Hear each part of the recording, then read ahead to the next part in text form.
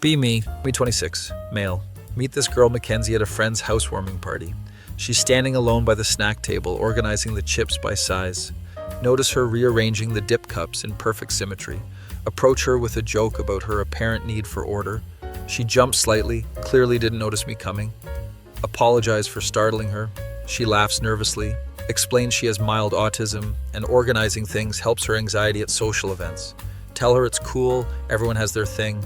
Mine is remembering useless facts about movies nobody cares about. Somehow this breaks the ice. We end up talking for 3 hours straight. Everyone else at the party basically ceases to exist. She's smart, funny in that dry way that catches you off guard, loves books that I love, hates movies that I hate. Get her number at the end of the night, text her the next morning expecting the usual ghosting. She responds within minutes. We set up coffee for the weekend, arrive at the cafe 10 minutes early because punctuality is my thing. She's already there, sitting at a corner table away from the speakers. Says loud places make it hard for her to focus on conversation. Spend 2 hours talking about everything and nothing. Learn that she works as a graphic designer, loves her job, but hates her boss. Typical. Tell her about my job in data analysis. Somehow make spreadsheets sound interesting enough that she doesn't fall asleep. End up going for a walk after coffee. Walk turns into lunch. Lunch turns into bookstore browsing. Before we know it, it's dinner time. Neither of us wants the day to end. Second date happens 3 days later. Third date the weekend after that. By the 2-month mark, we're officially a thing. Find myself thinking about her constantly. Remember small details she mentions in passing. She once said her favorite flowers were sunflowers because they're honest flowers. Surprise her with a small bouquet after she has a rough day at work. She cries, says no one's ever paid that much attention before. Remember how she organizes her desk at home. Buy her color-coded sticky notes that match her system. She's thrilled by such a small thing. Always listen when she talks about her special interests. Learn more about typography than I ever thought possible. It's actually fascinating when she explains it. Start looking forward to her info dumps. Always make sure restaurants we go to aren't too loud or crowded. Plan dates that won't overwhelm her sensory issues. Never make her feel weird about her quirks. Honestly find them endearing. She starts opening up more. Tells me about growing up feeling different. How her last boyfriend called her robot girl when she wouldn't show emotions the way he expected. How she rehearses conversations before social events. How exhausting it is to mask around most people. Tell her she never has to mask with me. She cries again. Good tears. 6 months in, and things are better than I could have imagined. Friends keep asking what my secret is. Tell them there's no secret, just found someone compatible. One night, we're at her apartment watching a documentary. She pauses it suddenly, turns to me with this serious expression. My brain immediately runs through everything I might have done wrong. "We need to talk," she says, most terrifying sentence in the English language. She takes a deep breath. "You're too nice to me." Wait, what? Try to process this statement. Ask her to explain. She says I'm too attentive, too considerate, too understanding. Says it makes her uncomfortable because she doesn't have to work for it. Absolutely baffled. "So you want me to be worse to you?" She sighs like I'm missing something obvious. Says her therapist mentioned something about attachment styles. Says she's anxious, preoccupied, and apparently needs the chase. Says when things are too secure, she doesn't know how to function. Says being treated well feels foreign and makes her anxious. My brain is short-circuiting. This is the most ridiculous thing I've ever heard. Tell her that seems like something to work through, not lean into. She says she needs space to figure things out. Says maybe we should take a break.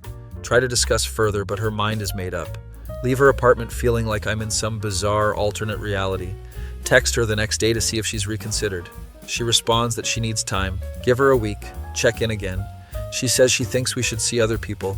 Officially broken up over being too nice. What in the actual hell? Spend the next few weeks in a daze. Friends try to console me. Better to find out now, they say. Delete her number so I don't drunk text her. Throw myself into work. Start going to the gym more. Classic post-breakup montage. 3 months pass. Starting to feel human again. Even went on a couple dates. Nothing serious, but at least getting out there. Then one day, unknown number texts me. Can we talk? It's Mackenzie. Debate ignoring it. Curiosity gets the better of me. Agree to meet at a neutral coffee shop. She's already there when I arrive. Sitting at the same corner table from our first date. She looks good but tired. Dark circles under her eyes. Notice her hands fidgeting with a napkin, folding it into precise triangles. Classic stress behavior for her, sit down without ordering. Want to keep this short. She launches into her story. After we broke up, she started dating this guy named Reese. Exactly the type she thought she wanted. Aloof, unpredictable, challenging. At first, the uncertainty was exciting. Never knew if he'd call or show up. When he did pay attention to her, it felt like winning the lottery. The highs were high, but the lows were underground. He'd make fun of her organization habits, call her weird when she got excited about typography, roll his eyes when she needed to leave loud places, never remembered anything important to her. Worst part was when he brought her to a surprise party, crowded, noisy, unexpected, had a meltdown in front of all his friends. Instead of helping, he got embarrassed, called her a spurg in front of everyone, left her to find her own way home. That was the breaking point. Finally realized what she had thrown away. As she tells the story, she's fighting back tears. Part of me is satisfied that she learned her lesson. Bigger part feels bad. She had to go through that. She finishes her story, asks if there's any chance for us, says she's been in intensive therapy, learning about her patterns, working on her issues. I just sit there processing. Tell her I need time to think. Leave her sitting there. Text my friend Warren about the situation. He tells me I'd be an idiot to go back. She dumped you for treating her well, remember? But he doesn't understand the whole picture. Think about it for a week. Decide to meet her again, this time at a park, neutral ground. She's sitting on a bench when I arrive, springs up when she sees me, resists the urge to hug me, I can tell. We start walking. Tells me she understands if I never want to see her again, but hopes I'll consider giving her another chance. Says she's learned valuable lessons. Won't take genuine care for granted again. Listen to her whole speech, then tell her my conditions. Her eyes light up at the word conditions. She thinks she's getting another chance. Tell her I'm not going to change who I am. Won't start treating her poorly to create artificial drama. Won't ignore her texts or forget important dates. Won't pretend to be someone I'm not. If she wants that kind of relationship, I'm not her guy. Also tell her trust has been broken. Can't just pick up where we left off. Need to start over completely. She looks disappointed but nods, agrees to my terms.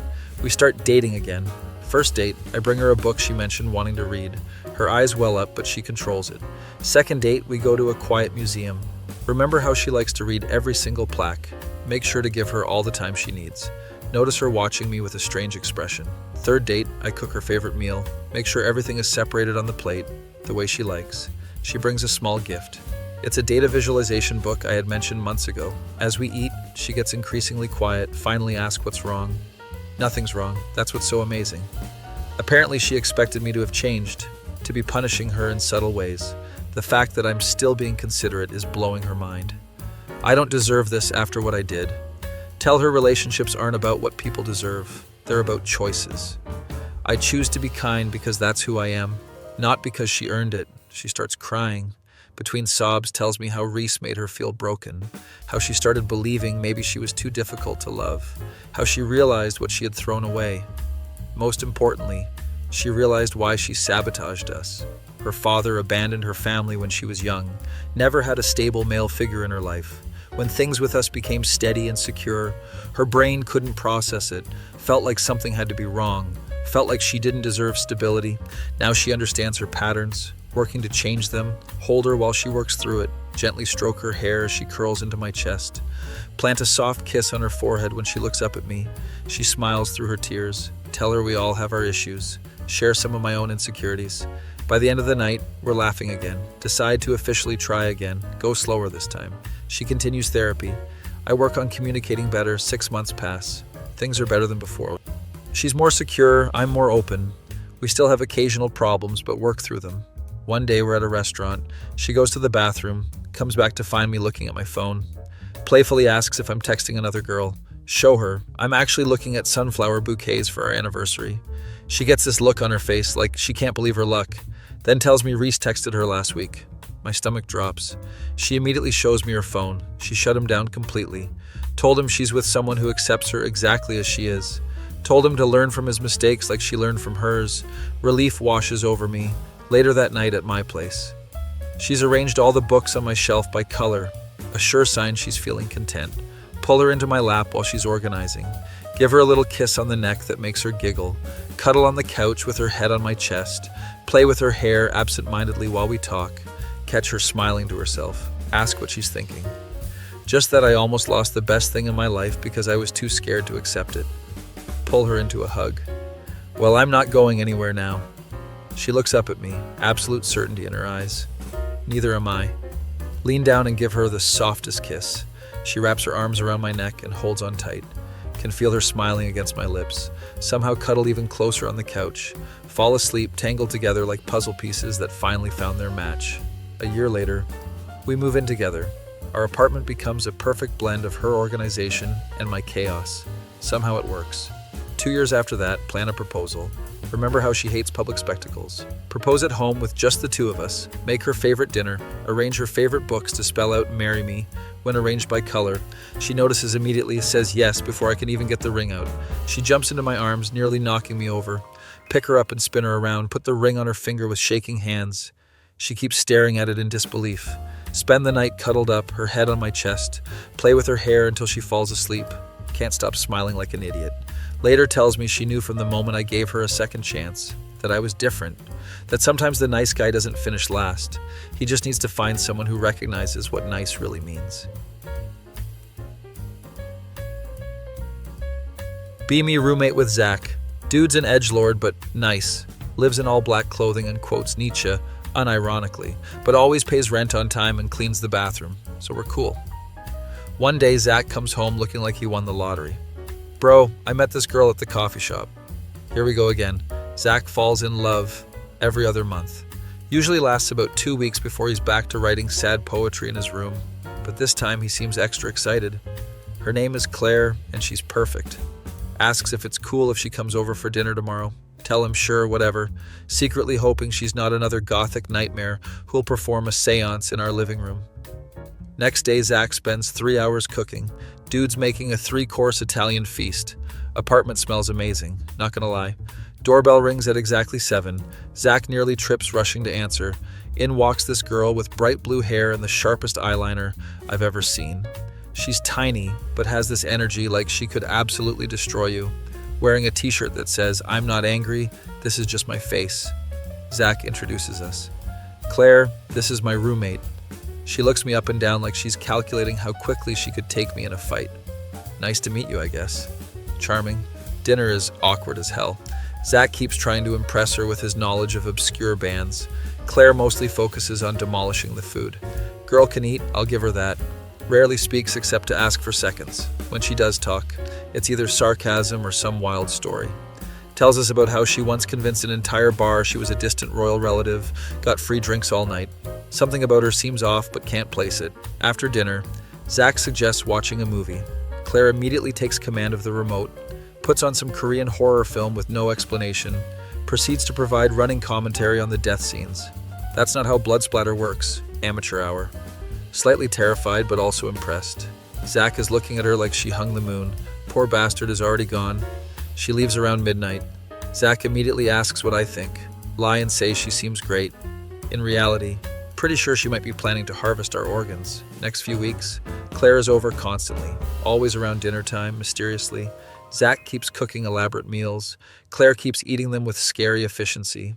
Notice she never offers to pay for groceries, or bring anything, or offer to cook. Zach doesn't seem to mind. He's too busy trying to make her laugh, which is actually kind of tough. Claire has this extremely specific sense of humor. One night, I make a stupid pun about the documentary we're watching. Something about that really plants the seed of doubt. Zach groans, but Claire absolutely loses it. First time I've seen her genuinely laugh, it transforms her whole face. Zach looks at me like I've committed treason. After that, Claire starts acknowledging my existence more. Turns out she's actually pretty cool when she's not being terrifying. Crazy smart about random subjects, knows everything about medieval weaponry, can recite entire Monty Python sketches from memory. Still never contributes to food though. One night Zach has to work late. Claire shows up anyway. Awkward. Tells me she knew Zach wouldn't be home. Came to hang out with me instead. What? Says she likes my sense of humor. Double what? Orders pizza? First time she's ever paid for food in our apartment. As we eat, she finally explains herself. So I should probably tell you something. Here it comes. She's definitely a serial killer. I'm not actually interested in dating Zach. Not what I expected, but still concerning. Then why have you been coming over for a month? She shrugs. His cooking is amazing and I'm broke. Can't argue with the first part. Plus he seemed harmless and a little sad. Ouch. Accurate but harsh. Ask why she's telling me this. Because you're not an idiot and have definitely noticed. Fair. Also because I think we could actually be friends and I don't want to start with lies. Surprisingly wholesome for someone who critiques murder scenes for accuracy. Tell her she needs to be honest with Zach. She agrees but isn't looking forward to it. He's nice and I don't want to hurt him. Point out that leading him on is probably worse. She sighs dramatically. Why are you the voice of reason? It's annoying. Next time we all hang out, there's this weird tension. Zach trying extra hard to impress, Claire being slightly more distant. I'm just watching the disaster unfold. Finally, after dinner, Claire takes a deep breath. Zach, we need to talk.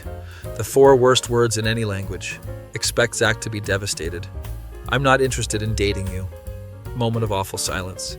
Then Zach says something unexpected. Yeah, I kind of figured that out a week ago. Claire and I both stare at him. What? I'm not completely oblivious. Turns out Zach knew something was up, but enjoyed cooking for someone who appreciated it, was just happy to have the company. My last roommate never left his room. It's nice having people around. Claire looks relieved. So you're not mad that I basically used you for free food? Zach shrugs. You used me for food. I used you for social interaction. Seems fair. This is the most mature conversation I've ever witnessed. Claire then suggests a new arrangement. She'll teach Zach how to actually talk to women he's interested in, and in exchange, he keeps cooking twice a week. Also suggests we all split grocery costs and take turns choosing movies. Just like that, we become this weird trio. Claire still comes over constantly, but now sometimes brings dessert or weird snacks from Asian markets. Zach still cooks but is less desperate about it. Claire actually helps him land a date with a barista he likes, gives him brutal but effective fashion advice. Less funeral director, more actual human being. I find myself looking forward to our hangouts. Claire teaching us card games that her apparently criminal uncle taught her. Zach introducing us to obscure films that are actually pretty good. Me serving as mediator when they inevitably argue about something ridiculous. No, Claire, you cannot definitely take a wolf in a fight. 6 months in, we have a solid routine. Sunday night dinners are mandatory. Movie marathons on Thursdays. Claire even has her own key now. Sometimes I come home to find her and Zach already arguing about whether cereal is soup or if a hot dog is a sandwich. The apartment feels alive in a way it never did before. One night, as we're all half asleep on the couch, some terrible B movie playing in the background. Claire mumbles something. What was that? Zach asks. Said I'm glad I came for the free food that first night. Zach smiles. Me too, even if you were using me. Best decision I ever made, she says. Have to agree. Turns out the most unlikely friendships start with someone just wanting a free meal. And sometimes the girl who looks like she could kill you ends up being the best friend you never expected.